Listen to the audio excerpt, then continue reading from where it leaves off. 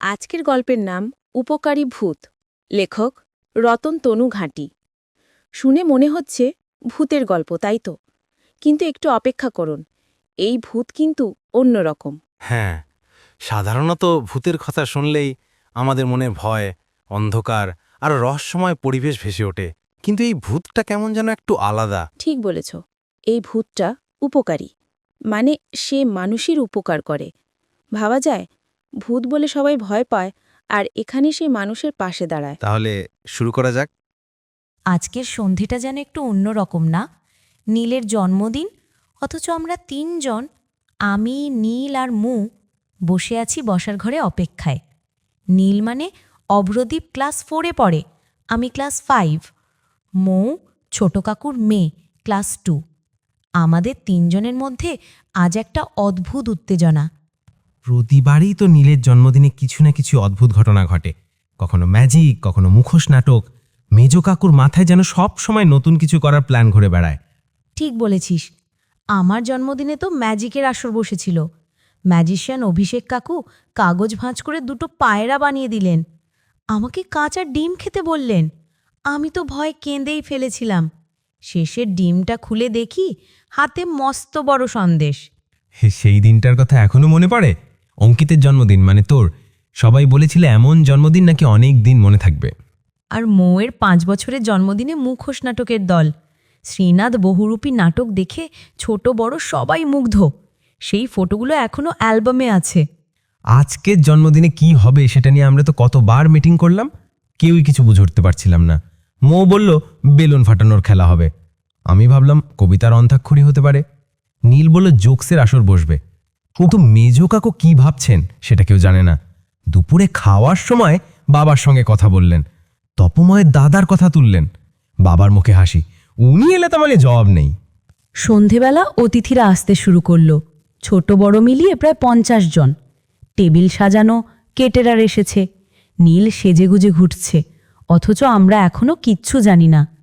নীল ফিসফিস করে বলল, দাদা, বাবা মনে হয় কিছুই করবেন না রে।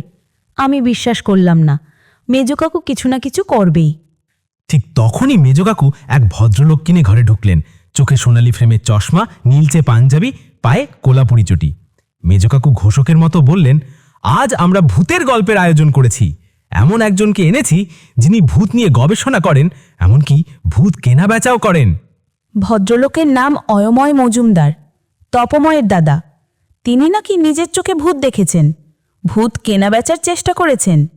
এবার ঘরে সব বড় আলো নিভিয়ে দিলেন, শুধু একটা ছোট্ট আলো জ্বলছে। ঘরটা অন্ধকার, আলো আধারি। বড়রা কেউ কেউ ফ্যাকাশে মুখে, ছোটরা গুটিয়ে বসে আছে। অয়ময় জেঠু নিচু গলায় শুরু করলেন, ভূত আমার প্রিয় বিষয়।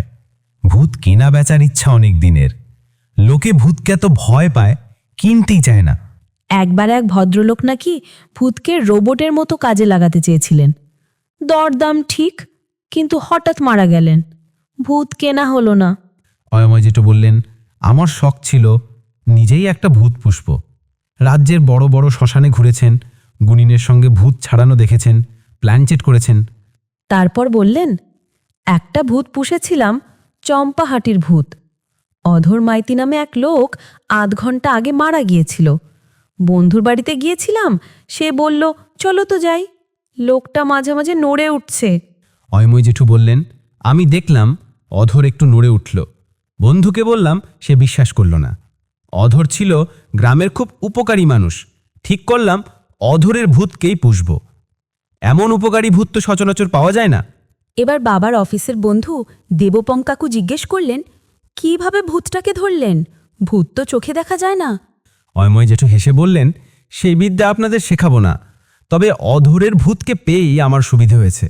যখন কোথাও উপকারের দরকার হতো, অধরের ভূতকে পাঠিয়ে দিতাম। তিনি বললেন, আপনাদের কারও টাকা পয়সা ছাড়া কোনো সাহায্য দরকার হলে হাত তুলুন, আমি অধরের ভূতকে পাঠিয়ে দেব। কেউ হাত তুলল না। ছোটদের দিকে তাকিয়ে বললেন, তোমরা অঙ্ক পারছ না, ভূগোলের ম্যাপ আঁকতে ভুল করছো, কবিতা মুখস্থ হচ্ছে না, অধরের ভূতের সাহায্য নাও, সব ঠিকঠাক হয়ে যাবে। আমরা ছোটরা মাথা নিচু করে চুপচাপ বসে রইলাম, চেয়ারের সঙ্গে মিশে গেলাম যেন। অয়ময় জেঠু আবার বললেন, যখন যে কাজে পাঠাতাম, অধরের ভূত কখনো ফেল করতো না। পরে লোকজন বলতো, আপনি তো এলেন না, অথচ কাজ হয়ে গেল কিভাবে? তিনি মুখে কুলু পেটে রাখতেন। আজ বললেন, অরুণের ছেলের জন্মদিনে ভূতের গল্প শোনাতে এসেছি, তাই অধরের ভূতকেও সঙ্গে এনেছি। আপনাদেরও ভূত দেখানো হবে। তিনি বললেন, বাড়ি থেকে বেরিয়ে ট্যাক্স নিলাম, আমি সামনের সিটে, অধরের ভূত পিছনে। বাইপাসে এসে একটা লরি মুখোমুখি ধাক্কা মারল। অধরের ভূত প্রাণপণে লরিটাকে আটকাতে চাইল। আমার মাথার ওপর দিয়ে লাফিয়ে লরির উপর ঝাঁপিয়ে পড়ল, কিন্তু পারল না শেষ রক্ষা করতে। এই প্রথম ফেল করল অধরের ভূত। এই পর্যন্ত বলতেই হঠাৎ ঘরের ছোট আলোটা নিভে গেল। ঘর জুড়ে নিস্তব্ধতা। আমরা ছোটরা গা ঘেঁষাঘেঁষি করে বসে আছি, কারও মুখে শব্দ নেই। 1 মিনিট পরে আলো জ্বলে উঠল। আমরা তাকিয়ে দেখি অয়ময় জেঠু নেই। ঘর জুড়ে সবার মুখে বিস্ময়। কোথায় গেলে নয়ময় জেঠু? ভূতের গল্পের আসর শেষ, কিন্তু মনে রয়ে গেল এক অদ্ভুত শিহরণ। নীল ফিসফিস করে বলল, দাদা এবার বুঝলি তো, বাবার আইডিয়া কখনো ফুরোয় না। আমি চুপচাপ মাথা নাড়লাম। এই জন্মদিনটা মনে থাকবে অনেক দিন। শুধু আমাদের নয়, অতিথিদেরও। কারণ এমন জন্মদিনে এমন গল্প সবাই কি আর পায়? আজকের রাতটা যেন একটু অন্যরকম। আলো আধারের মাঝে গল্পের শেষে মনে পড়ে যায়, ভূতের গল্প আসলে আমাদের কল্পনার অন্ধকারেই সবচেয়ে বেশি বেঁচে থাকে। আর সেই কল্পনার আলো আঁধারিতে আমরা সবাই একটু একটু করে বড় হয়ে উঠি। শুভ জন্মদিন নীল। শুভ জন্মদিন। আজকের লেখাটি নিয়ে ভাবছিলাম, উপকারী ভূত, রতনতনু ঘাঁটির লেখা। নামটা শুনেই কেমন যেন একটা কৌতূহল জাগে, তাই না? একদম। ভূতের কথা শুনলেই তো সাধারণত ভয়, আতঙ্ক এসব মনে আসে।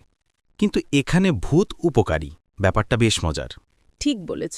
আমাদের ছোটবেলার স্মৃতিতে ভূতের গল্প মানেই অন্ধকার, গা ছমছমে পরিবেশ আর হঠাৎ হঠাৎ চুমকে ওঠা। কিন্তু এই গল্পে ভূতটা যেন অন্যরকম। হ্যাঁ, এখানে ভূতটা আসলে মানুষের উপকার করে। এই ধারণাটা বাংলা লোককথায় মাঝে মধ্যে দেখা যায়, কিন্তু খুব বেশি নয়। রতনতনু ঘাঁটির লেখায় সেই দিকটা সুন্দরভাবে ফুটে উঠেছে। গল্পটা সব গল্প ভূতের বইটা থেকে নেওয়া হয়েছে। আপনারা তো জানেন, আমাদের এই চ্যানেলটা এখনো খুব ছোট, আস্তে আস্তে বড় হচ্ছে। যদি আমাদের এই প্রচেষ্টা, এই ন্যারেশন আপনাদের মন ছুঁয়ে যায়, তাহলে অবশ্যই একটু সাপোর্ট করবেন।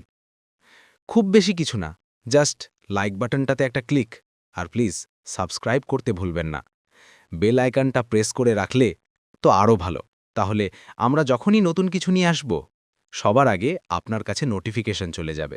আর হ্যাঁ, একটা কথা মনে রাখিয়ে দিই, আপনাদের জন্যে আমরা কিন্তু প্রত্যেক সানডে ঠিক রাত 8টায়, মানে শার্প 8 PM একটা নতুন এপিসোড পাবলিশ করি। সো নেক্সট সানডের জন্যে ওয়েট করবেন কিন্তু। এতক্ষণ সঙ্গে থাকার জন্য এবং এত মন দিয়ে শোনার জন্য অনেক অনেক ধন্যবাদ। আবার কথা হবে পরের সপ্তাহে। ভালো থাকবেন।